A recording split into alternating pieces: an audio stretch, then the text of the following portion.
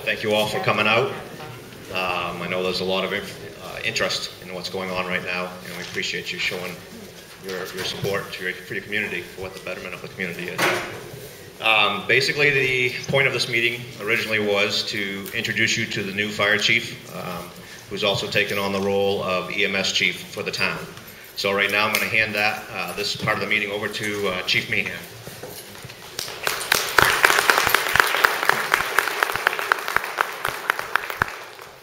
Do I really need to use a mic? No. Okay, good. I think I can project pretty well. Thank you all for coming. Wow, what a turnout. First, I'd like to introduce some people that really have supported me through this ever since I decided to take over the job as fire chief. And it's Nick Marique, who's a fire chief from Milton, North Berwick Rescue Assistant Chief Mike Baker, Frisbee EMS Coordinator Gary Brock, and North Berwick Deputy Chief Larry Strafford.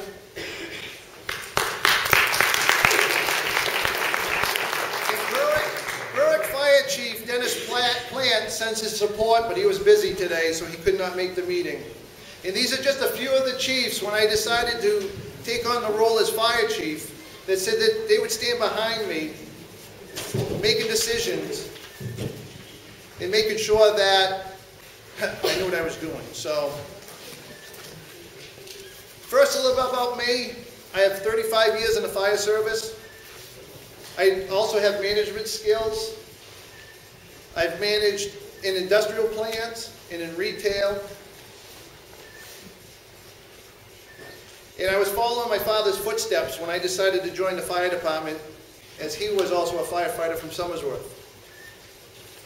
I know there's a lot of misconceptions out there, and just recently, over the past week, I've met with some people personally because of their questions. I wish I could sit down with each one of you and be able to tell you exactly what's going on and the reasons for some of the stuff that is going on. Just recently I met with two ladies and I sat with them for 4 hours and they hammered questions at me. Luckily they had coffee too. By the time I left, they were very happy with what I had to say. And just yesterday I had a gentleman stop into the fire station and want to apologize to me because he had been making comments.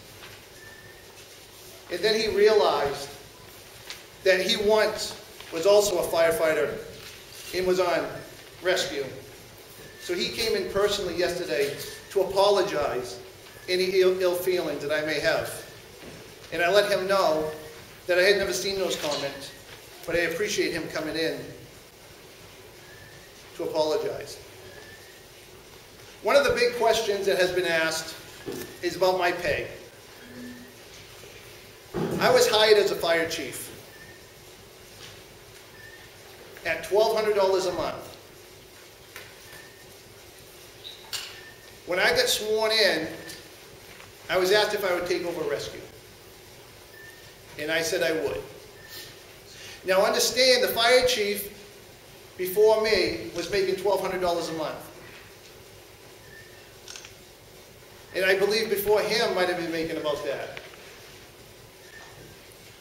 So then they asked me if I would take over the rescue, and I said I would. That also pays $1,200 a month. And that's been paid $1,200 a month for years. Also on the rescue, the assistant chief was making $400 a month.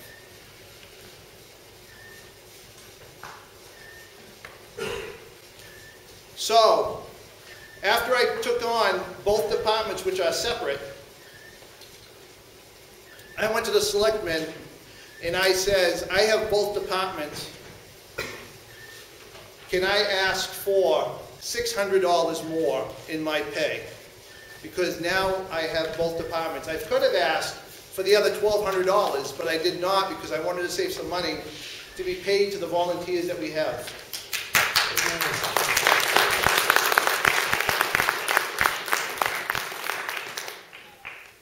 And then I thought, because of this vehicle everybody sees that has been online a few times, even last night, Oh, and by the way, I do have security cameras now because the people in my house don't feel safe.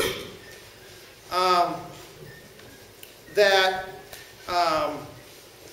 asked for the use of the vehicle. I said I would like either $600 to run the rescue or the use of the vehicle. And the selectmen agreed to allow me the use of the vehicle. The car is a 2010 Ford Expedition, which when I took it over just a few weeks ago had 50,000 miles on it. And it was part of a grant by the Stephen King and Tabitha King Foundation. And it has been maintained by the town. It is registered with the state of Maine as a personnel carrier, but there is a few medical items on there just in case I come across a car accident or responding from home. I can meet the ambulance there so I can start initial care. From the time that this car has been obtained, it has been used by the previous chiefs to be used as their vehicle to take home, to go to meetings, to go to calls, to go to classes. So this isn't new to me. This has been something that's been going on since it's been obtained in 2010. So I just want to set that record straight that I did not ask for the $1,200. I did not ask for $600. I asked for the use of the car, which was being used by the chiefs. And if I read this all right, that I really could have been asking for the $1,200 from the fire station, the $1,200 for rescue, and the $600, the use of the car, because the previous chiefs got $1,200 and the use of the car.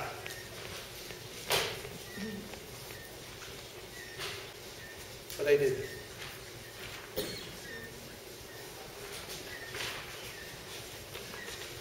So now the lowering of the paramedic license. And I know this gets a lot of people. I've been in calls with Alan Leo from Maine EMS and Mr. Bradshaw from Maine EMS about this. Because I want to make sure I do everything right and everybody here in town is protected.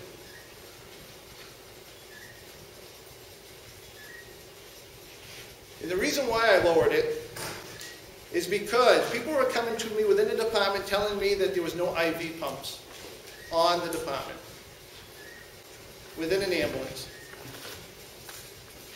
So I called Maine EMS to find out exactly what we needed and if pumps were required, and they said yes. Now, at a meeting on January 23rd, 2014, at that time Chief Parent expressed that IV pumps need to be purchased to make the rescue a paramedic service. Now that was January 23rd, 2014. On September 16th, 2014, during a scheduled inspection by Maine EMS, Alan Leo found an IV pump on one of the ambulances. We're talking with the town treasurer. Now, remember, this was just in 2014. There have been no purchase orders for IV pumps. And those IV pumps would cost around $5,000 for both of them. The prior staff, including the two paramedics of the rescue, were already aware of this. Where that pump came from, nobody knows. Maine EMS is not happy about it because it looks like, because they made a scheduled appointment, somebody brought in an IV pump, put it on a truck, it got passed, and now that IV pump is gone.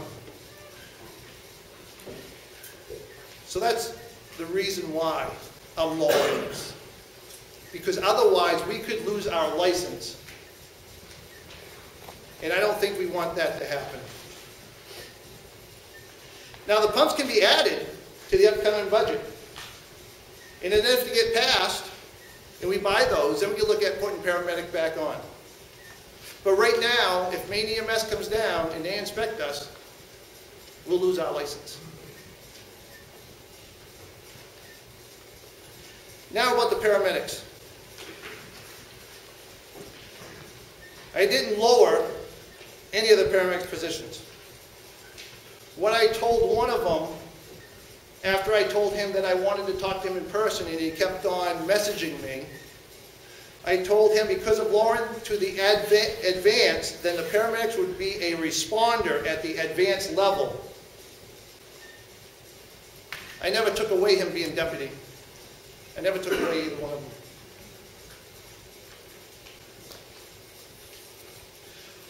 Talking to Maine EMS when I first took over, they said one of the paramedics listed himself as a chief. Both paramedics lived outside of town. Frisbee and Sanford have the same response time. Matter of fact, one of the records show that one of the paramedics took 41 minutes to make it to scene. That is not acceptable.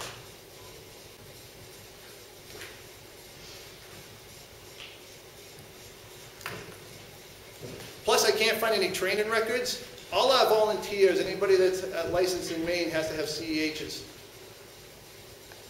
Our training officer within that department did not submit almost all CEHs. So a lot of our members, especially a BLS class, that's mandatory by the state, for 2 years now, there's been no records at Maine EMS about people taking this course. And it's a refresher every year. No public participation right now. There is no public. It's a Bureau of Labor Standards. I'm sorry I didn't spell that out. So I can't find any training records, and neither can the state of Maine. On the truck, there's logbooks for our medication, our narcotics. One day while in the truck, I checked the numbers between the logbook and the narcotic box, and they were different. Now, that could be just about anything. That could just be somebody forgetting to write down numbers as they changed them out. That could be mismanagement at the time. The drug boxes had to be taken back to Sanford and changed out, new tags put on, and relogged.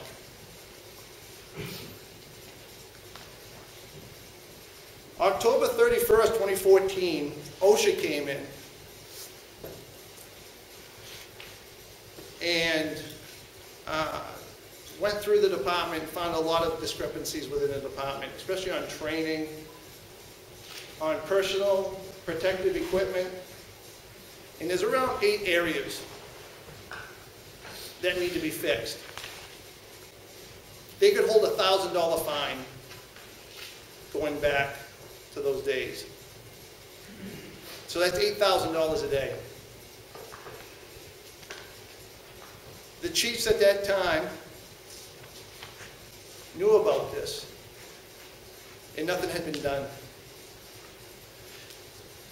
The chiefs later met with the selectmen, and they said that they would get this done.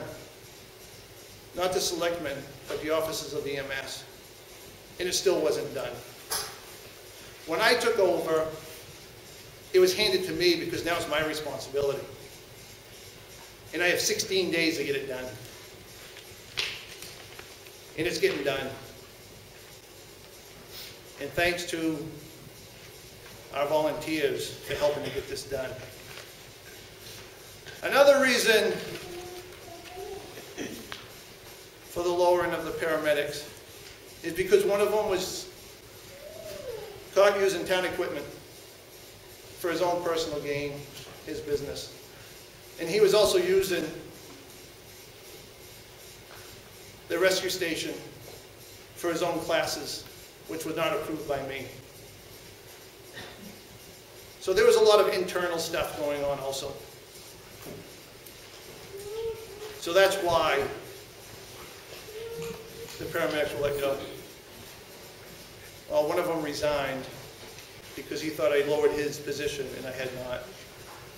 And how I found out about it was he posted his resignation on Facebook, and somebody from the outside let me know.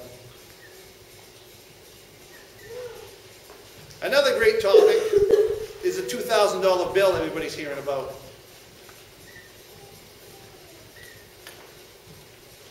Now there's three different things with this $2,000 bill. One is paramedic intercepts. That is not a $2,000 bill. And Gary will attest to that, and Nick and Mike can attest to that. Paramedic intercept has nothing to do with this $2,000 bill. Even Sanford will do a paramedic intercept. Mutual aid. Mutual aid is not part of that $2,000 bill. What's part of that $2,000 bill is our volunteers not getting the ambulance out when the tone goes off. That is the problem. I'd be happy to say, and I'm very thankful for our volunteers, that since I've taken over, we have not missed one call.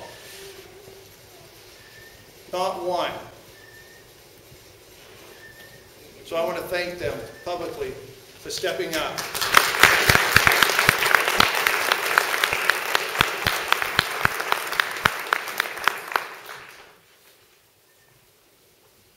Facebook pages.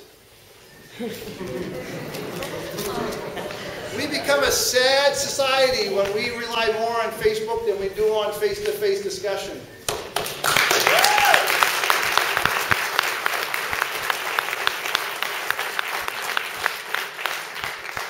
I would so love to sit down with each one of you and go over your concerns, your ideas. But unfortunately, I don't have that much time. I am budgeted for 20 hours a week. I put in between 40 and 50, 55, 60 hours a week. So I'd just like to say that the official Facebook page for the rescue is Lebanon Rescue Department Official. That's at 1524 Cal Brogy Highway. Any other one is unofficial.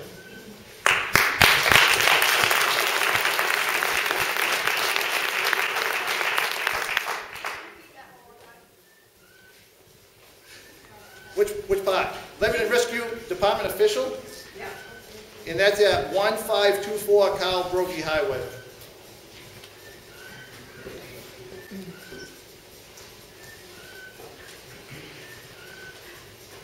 Now I really wish this was more of a meet to greet and get to know everybody.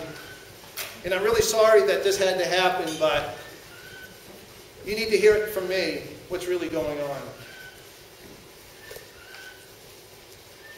And if anybody does want to meet, I'm sure that you might have seen my email address out there. I can schedule a day with you and sit down and talk about your concerns, your thoughts, and your ideas, and that's anybody.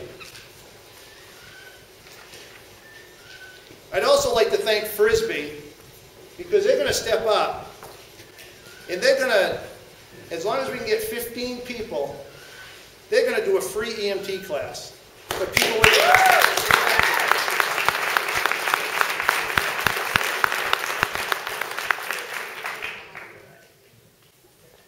And also, I'd like to say that no contracts have been signed between myself and Frisbee. Not a one.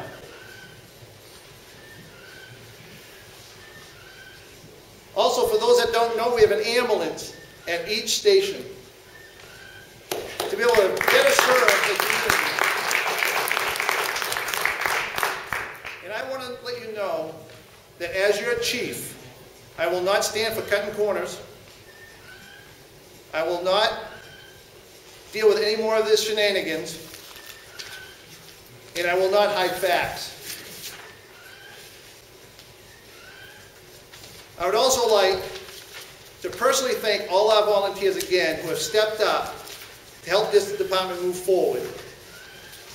And those citizens who I have spoken with personally who support us, I thank you.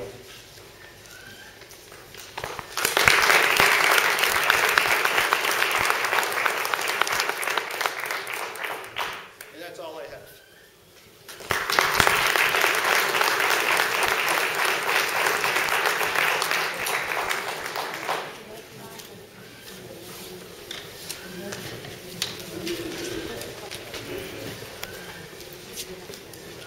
like to do at this moment, I don't think I need a microphone either, is to open this up for 15 minutes of public participation. This is a selectmen's meeting. It's an informational meeting. We're not required to have any public participation, but we're going to open this up for 15 minutes of question and answer time. There are some rules of procedure which have been handed out today. The public participation will be shut down at the discretion of the selectmen if it becomes out of hand. No discussion of individual personalities, good or bad, is permissible during the public question time. The chairman will call on those wishing to be heard.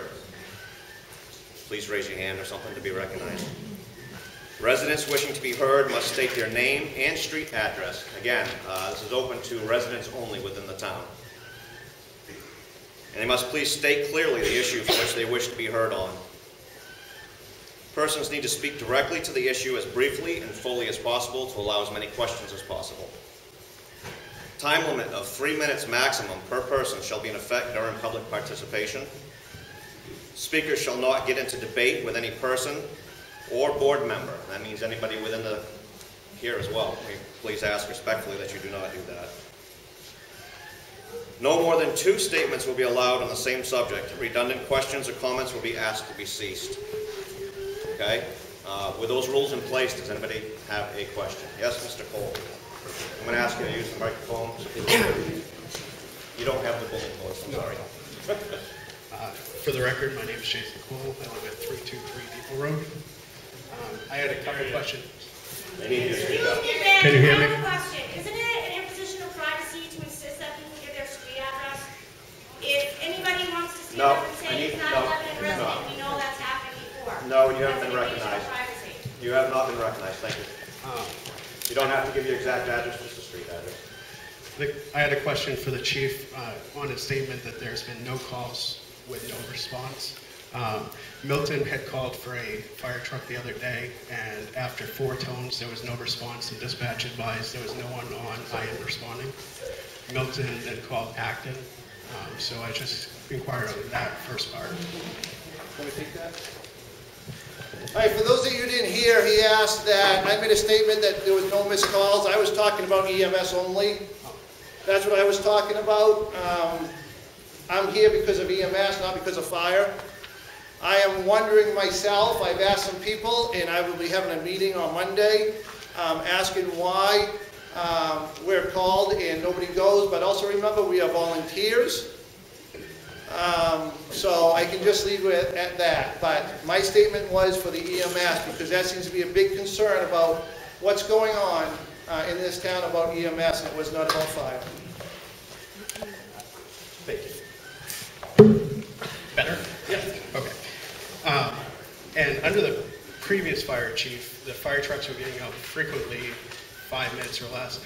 There's been 2 calls, including last night, where the fire truck took over 20 minutes, and one on West Lebanon Road where it took almost 28 minutes with 1 person on the truck.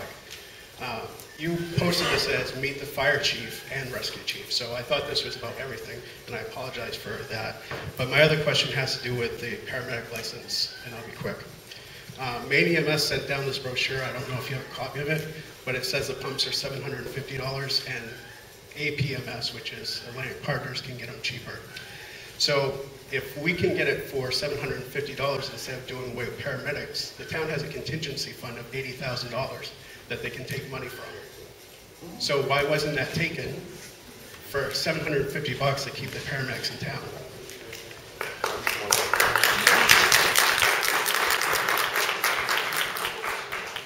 I can answer that very clearly.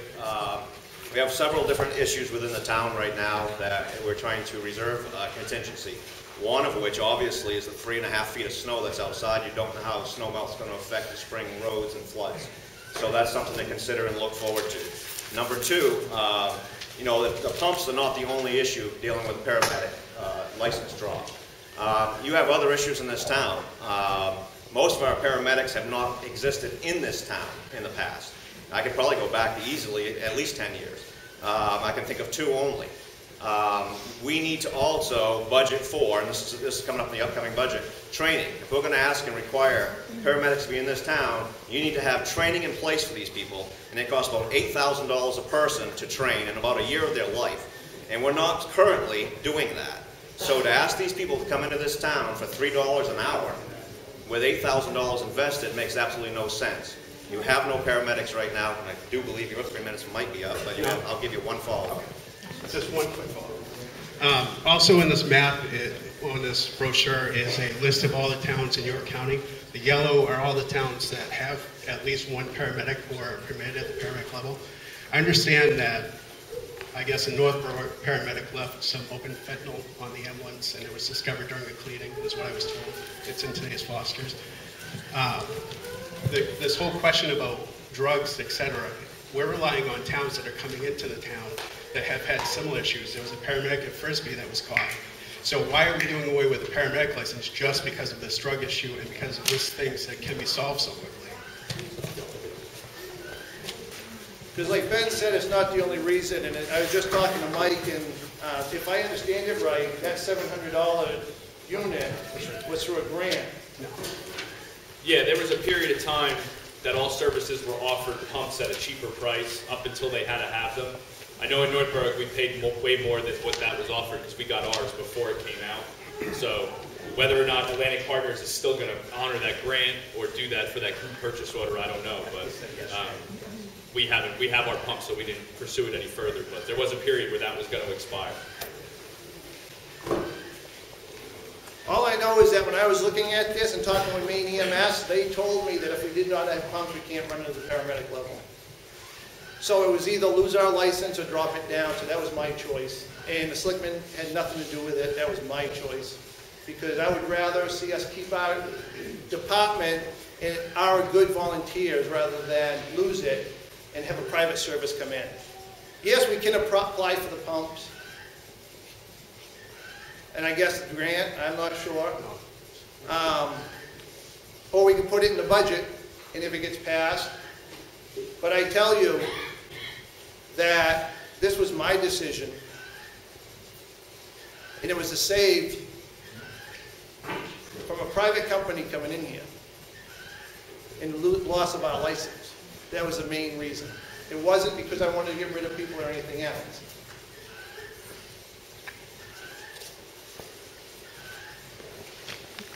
I will also qualify that statement just really quickly. Obviously, the chief doesn't make any decisions without bringing it before the board. We were informed of it in the research that he also had done. Again, it's supported by many different agencies and not just a decision within the town. Harrison. Harrison Thorpe, Lebanon Voice, and Prospect Hill Road. The story in the Fosters today, in the first, they were talking about the medicine, the narcotic or whatever. In the first graph, it said an open bottle, and after that, in the news article, it said an unopened bottle. So, was it an open bottle or an unopened bottle? And I do have a follow-up. All right. I didn't even know it was in the newspaper. So, I'm trying to catch up now. I guess she was a little confused about that. I don't know if she's here now. Yes, she is. That, because she had questions on that. During a cleaning of one of the ambulances, one of the EMTs found a partially open bottle of fentanyl in the back. It was not in a drug box, it was not secure or anything else. She brought it to me after talking to one of the paramedics, and he said, give it to the chief. So she gave it to me and I locked it away. I next called Maine EMS to find out exactly what I do with this because I know that it's not good to have an open bottle of fentanyl laying around. They told me to call the state police. So I did. I met with the state police about this and they told me just to handle it within the department. But I had to document everything that I did. So then I called Southern Maine Hospital to find out how I can dispose of this and to find out if they could match the lot numbers to what service carried this. Now, nobody's telling me where this came from. So, talking with Maine, Southern Maine, they let me know that they really can't track this because they buy so many with the same lot number that they really can't track it. So they helped me to dispose of it. So then in an officers meeting, I bring it up, but I only state that I've had to call the state police. And at that time, names started to be popped up.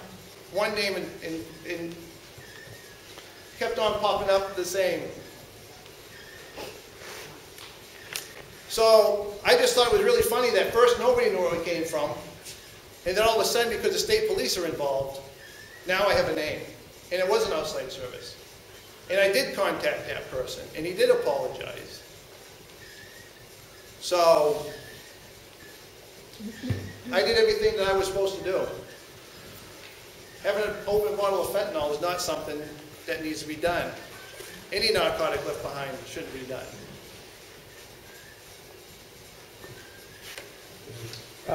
No, you answered the second part of my question. Oh, okay, that was easy. Yes. I don't need the microphone. Well, some people have requested that. Okay. My name is Deborah Dory Wilson. It's my only name. I don't go by any other name.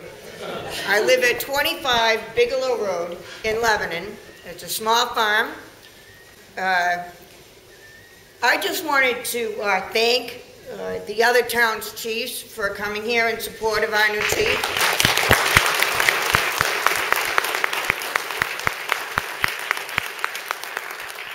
And I wanted to say that I did not solicit the chief to come and talk to me.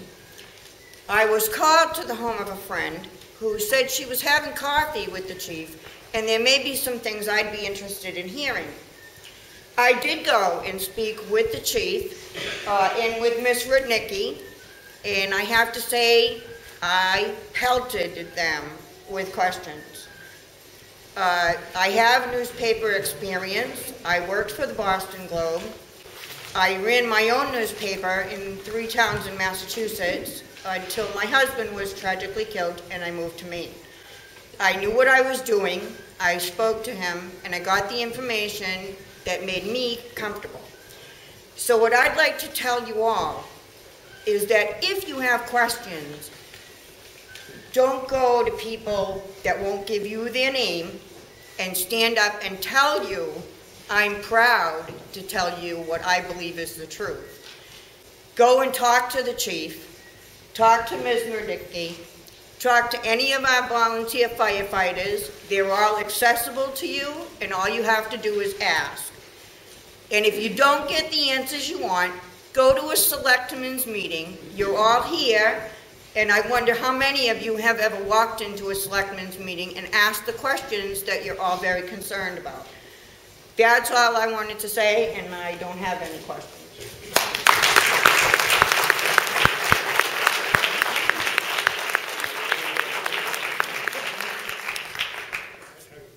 Okay. I'm wondering, would the chief make up a plan that we could follow through on to get our both ambulances on the road with licensed, what, EMTs, is that what we call them? Well, right now we're licensed at the advanced level. Oh, at the advanced level, yes. All right, now, how about the IVs? Does that bump us up a little bit? If we get the IVs and make sure we have all the equipment, then we can reapply for a paramedic license. Then my question, can you come up with a plan and present a cost to the selectmen, and would the selectmen be able to buy this without a town vote? I hope so. Could you? Well, the answer to that is we are currently working on a budget. It's going to be obviously every budget being worked on right now is a budget proposal that will go before the people in June. We're hoping to combine both departments as municipal departments into one legalized department. Right now we've done it as far as putting it under the umbrella of the chief as far as administrative duties. Financially, they're still separate because fire is still a tax appropriated budget and rescue is still currently enterprise account.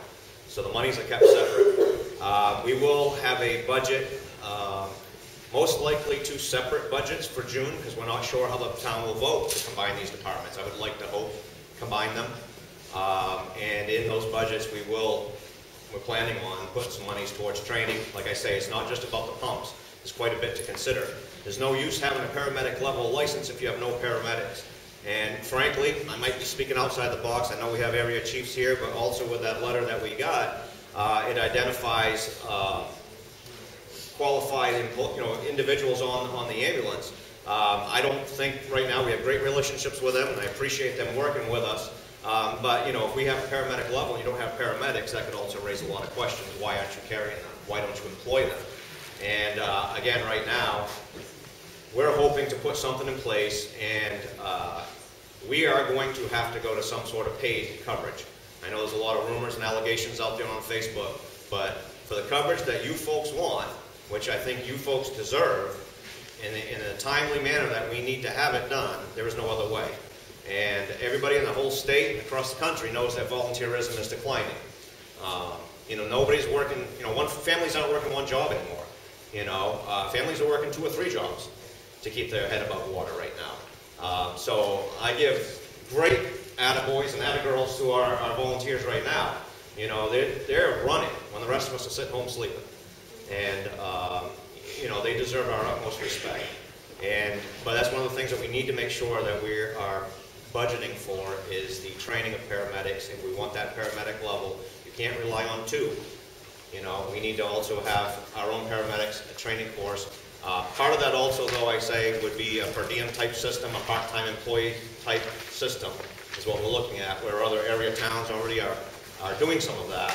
And we may be able to draw in extra paramedics from other towns when they're off duty. So that's a lot of things that we're looking at.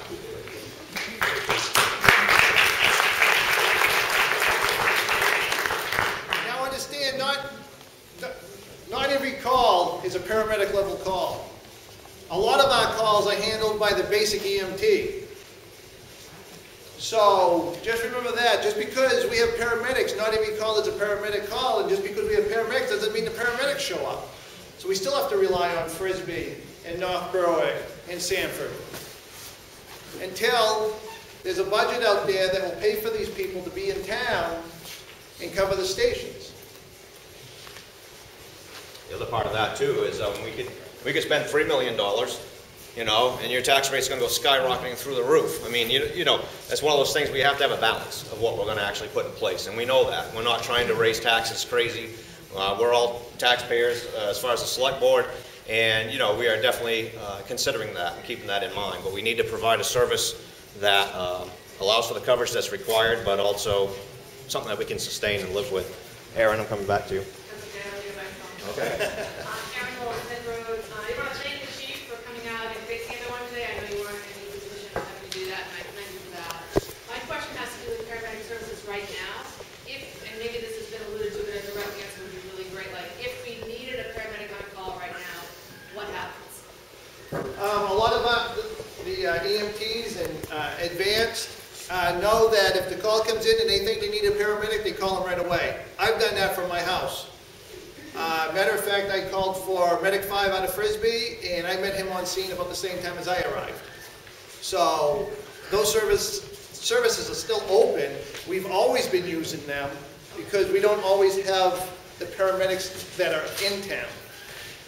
Like I said, the paramedics are at least 20 minutes away, and I have a recording of one being 41 minutes. We use, just like Milton does, we use other services for our paramedics. Yeah. Oh, so does North Berwick. Even though they have paramedics on their department, they still rely on paramedic intercepts. I will just say we're hitting our 15-minute time period, but I just spoke with Selectman Philbrick. We appreciate the respectfulness that's going on and the questions that are coming, so we'll extend the question and answer time.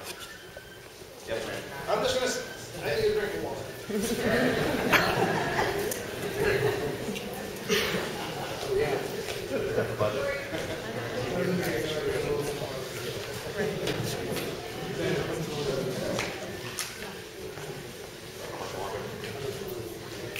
We've done our 15 minutes, but there's quite a few hands still up. We'll probably go another half an hour.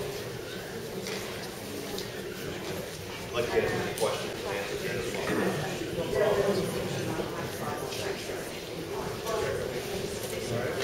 I'm all set now.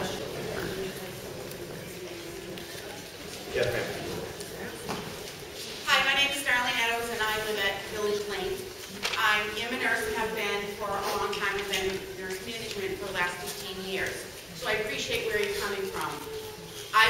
I love the fact that you actually gave up your paramedic license so that you can perform at a very above adequate level.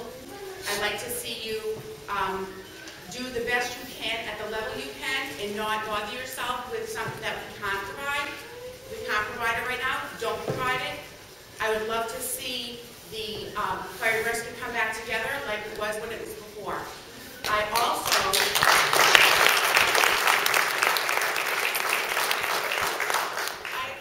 like to see the crap to stop. I am so tired of being the brunt of everyone's show. Okay.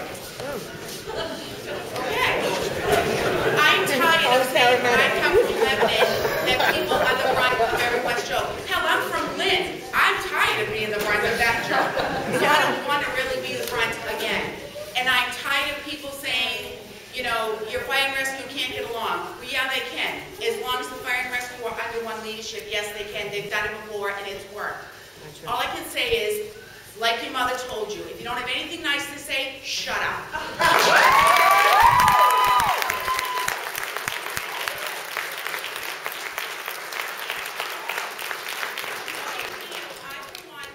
We have mutual friends who speak extremely high of you, who are very well known in this town and in this area as very well educated and very well liked people. I want to thank you for coming. I'm excited that you're coming. I didn't have a question, but I guess I do. My question to you is, if you need anything, please call me. If I can be of any service to you, let me know.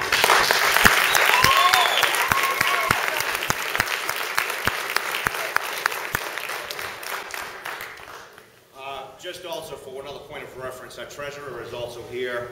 She is a non-resident, so she is abiding by the rules. I'm not speaking, but she did remind me that the IV pumps or anything purchased by rescue right now is an enterprise fund.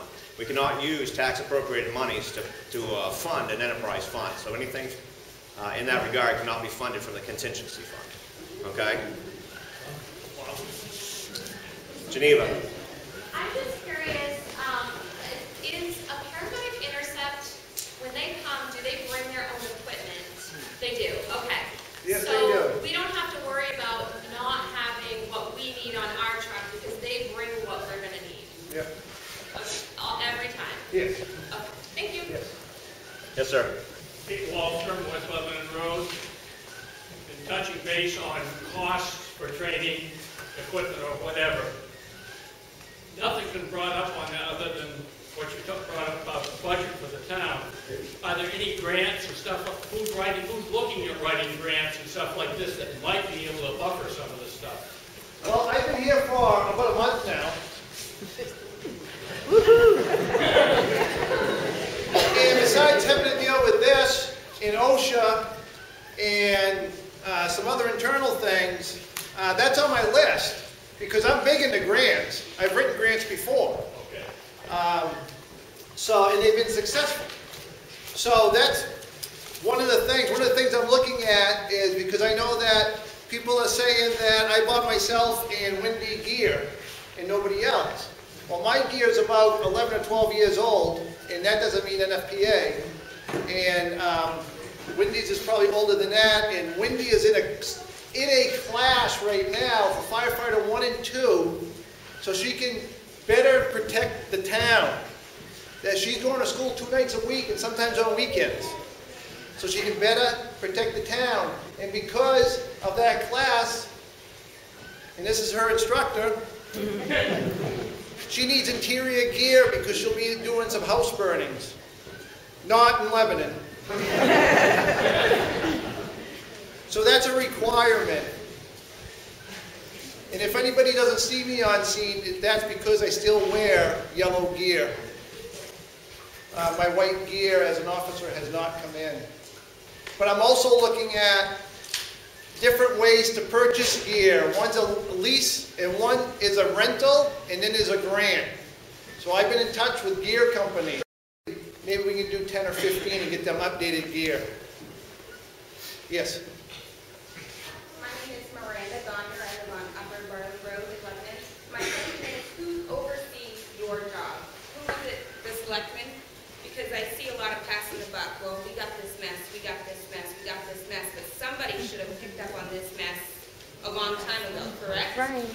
to go with that, I'm asking because my confidence in Lebanon Rescue as a whole right now is none. And I'd like to see forward movement, but on the official Lebanon Rescue site, the address you stated earlier, that hasn't been all non-Facebook drama. We hold ourselves to the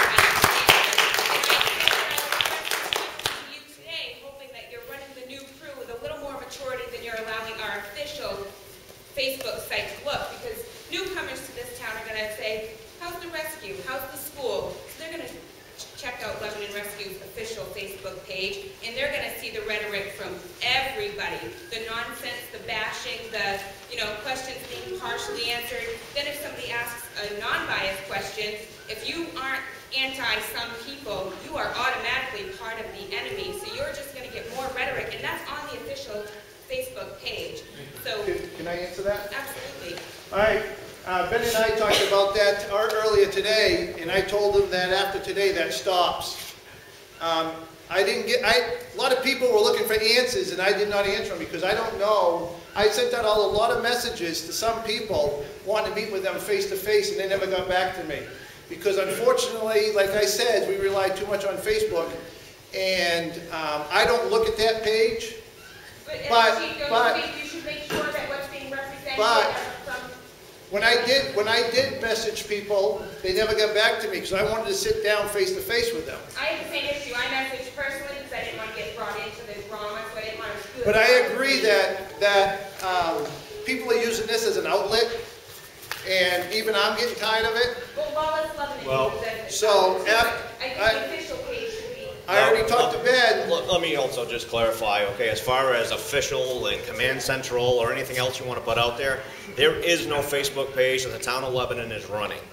Okay, if there's members from the rescue department that are current members that are running a Facebook page, I may know who some of those admins, I'm not done. I may know who some of the admins are. I may also know who some of the admins are in Command Central. True or false? True. So, but do I have control over that page? Do I have control over that page? No, but the other one says no, and I don't have control over the other page. No. It does say official town page. Yours says Command Central, so that doesn't matter. But that's the end of that. Our chief did say that is the official Lebanon Rescue. Again, the town Board of Selectmen has sanctioned no Facebook pages as an official town Facebook page. So it should be taken down so that our town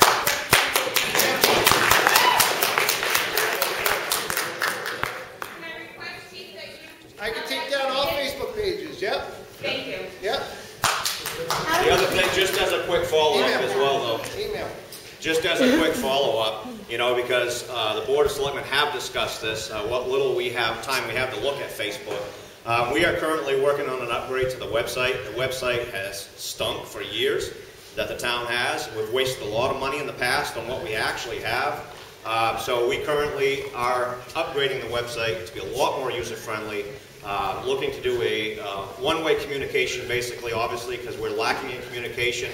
Most of the reason why it's so difficult to use the website. And obviously this bantering back and forth on Facebook is counterproductive. Okay, and we need to move forward as a town. So, on our shoulders to get more information back out to you people. Absolutely, that's what we're working on there. Harrison. Just one quick one. Again, Harrison Thorpe. Chief Meehan, did you just say you are taking down your official page? If that's what people want. I'm asking you. Yep. Okay. Yep. If they want answers, if they want the truth, then they need to email me. Yes. All right, just curious, if you're taking down the Lebanon Rescue official page, which supposedly comes from our official rescue people, if people are looking to the town, I hate to tell you what they're going to see is Lebanon Rescue Command Central, and if you want them looking at that and not the official, I think that's a bad policy. I have no problem with the official, but I think the way that the official's been represented lately is the Please, problem. Miranda, please though, we're not going to have any conversation back and forth, okay? Yes, sir. Scott Mayotte, Lebanon, Maine, Champion Street. I've been here 43 years. Been in a few meetings like this, and two things I want to say. Command Central, that has to go, because if you move into this town,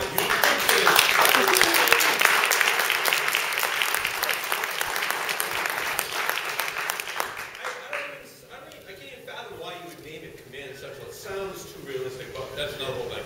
And the second thing I'd say is, over the years, when I lived here as a young child, taxes were inexpensive. I loved it. Dirt roads. I grew up in this town. And then as people come in from Massachusetts, they want more and more services. And Not all of us. well, That's right. And the prices of taxes just keep going up. So I really commend you for what we've been able to do with our volunteers. We should give them applause. But at the same time, you can't demand so much that you, like my grandfather, my great-grandparents lived in this town, and they just, how much taxes can you pay? You know, it's just crazy. We get by, we do good. Just let's keep doing well and keep the taxes down, that's all. My point, thank you very much. Trust me, I know about taxes. So, I do have a, Miranda? How about if I regulate it better? I can make it so it's positive. If anybody, we'll put on there any negativity. Talk to Miranda. I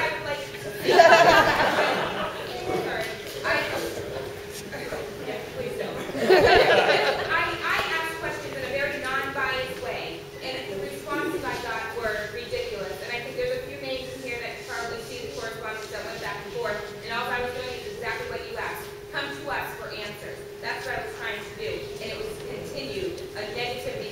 And I understand that. Make us look very good. Yep.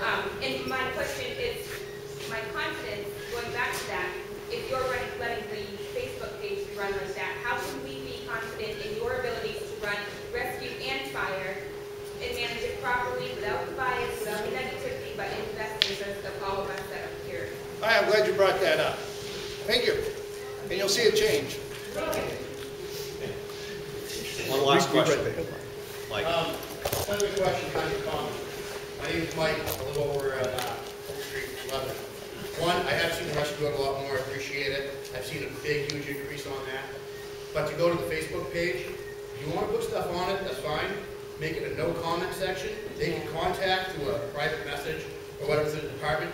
That way, you're eliminating all negativity. And I totally agree, this town needs your site and the information you have been putting on there. There's a lot of good stuff on there. But we need to stop that negativity, and the way to do that is just have no posting on it. They can private message whoever's running the site to do it that way.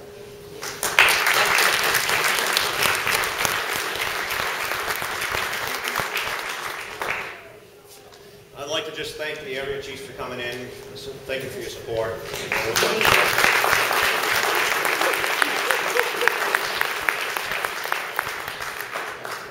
Thank all of you people. Chris, I'm shutting it down as far as questions. I just want to make a comment. One quick one, yeah. Yeah, I am a lifelong resident of Lebanon. I apologize for the Lebanon Rescue, the Lebanon firefighters, because there's one person in this town that's trying to destroy you guys. Me as a resident, I apologize to you guys. As far as Miranda's statement about changes in the town, when they, I don't know if you want to call it administrators, were done with the rescue, my business went over and spent a Saturday cleaning that station. We hauled 4 loads of trash in 1 tons for the dump. There was rat feces inside the cabinets and everything else. It was gross. So there is changes going on. I'm going to shut it down, okay? But thank you, everybody.